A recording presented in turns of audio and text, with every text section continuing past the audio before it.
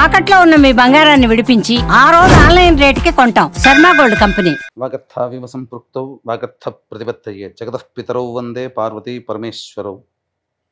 ఆదిత్యాయ చ సోమాయ మంగళాయ బుధాయ చ గురు శుక్ర శనిభ్యశ్చ రాహవే కేతవే నమః.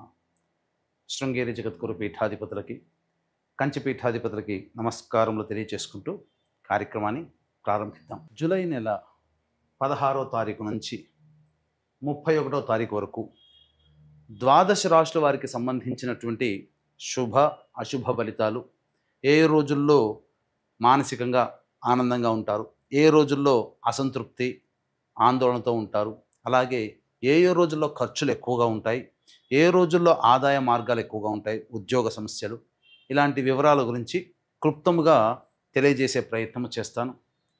కాబట్టి వీక్షించేటువంటి ప్రేక్షకులకి చిన్న గమనిక, మీరు మీ యొక్క జన్మ నక్షత్రం ఏదైతే ఉంటుందో ఆ నక్షత్రం ప్రకారం ఉన్నటువంటి రాశినే మీరు పరిగణనలోకి తీసుకోవాలి. నామ నక్షత్రం పేరు మీద ఉన్నటువంటి రాశిని తీసుకోకూడదు. జన్మ నక్షత్రం లేని వాళ్ళు నామ నక్షత్రం పేరు మీదనే చూసుకోవాలి. పైగా చాలామంది సన్ జొడాయిక్ సైన్ అంటే ఈ మంత్ నుంచి ఈ మంత్ మధ్యలో పుట్టినటువంటి వాళ్ళు ఒక రాశికి చెందుతారని చెప్పి సూర్యమాన సిద్ధాంతం ప్రకారం ఉంటుంది. అది ఈ చెప్పబోయేటువంటి ఫలితాలకి అది ఏమాత్రం కూడా సరిపోదు. అది విషయాన్ని గమనించుకొని చూసుకోవాలి.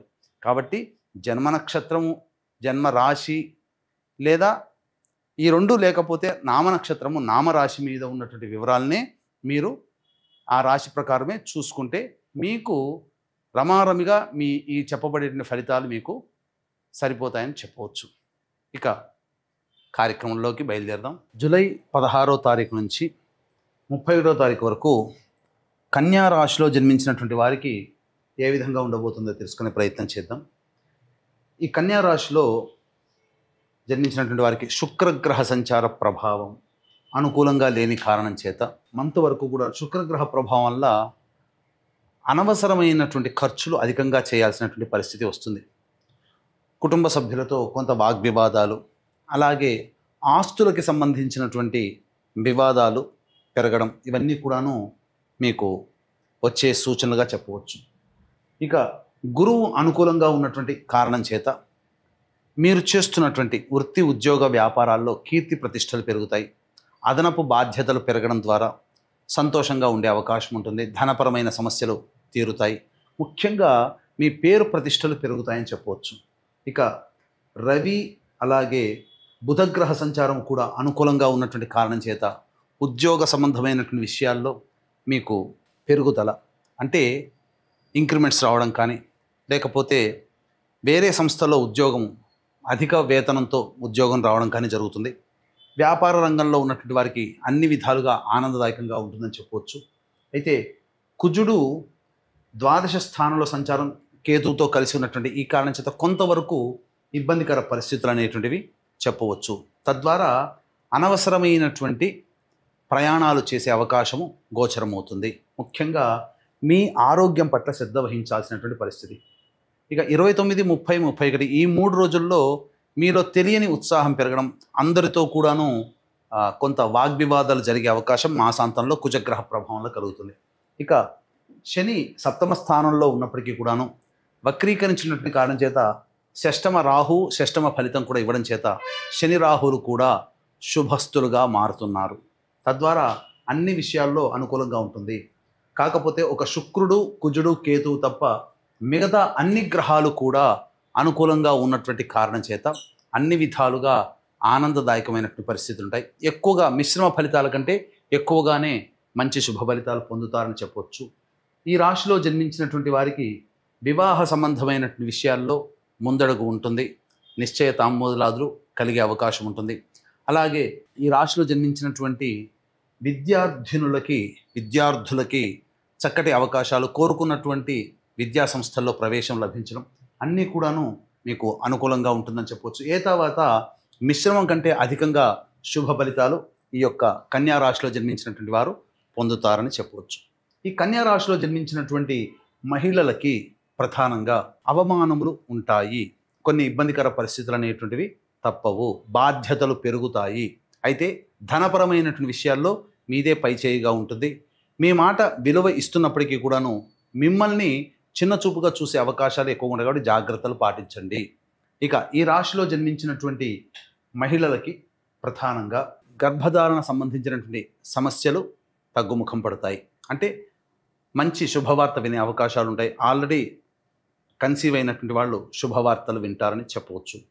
వివాహం కాని అమ్మాయిలకి వివాహ సంబంధాలు కుదురుతాయి. అలాగే విద్యార్థినులకి జాగ్రత్తలు పాటించాలి.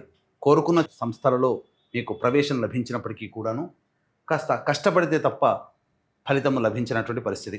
తర్వాత ఈ రాశిలో జన్మించినటువంటి మహిళలకి, యువతులకి, అలాగే అందరికీ కూడాను శుభ ఫలితాలే అధికంగా ఉంటాయి.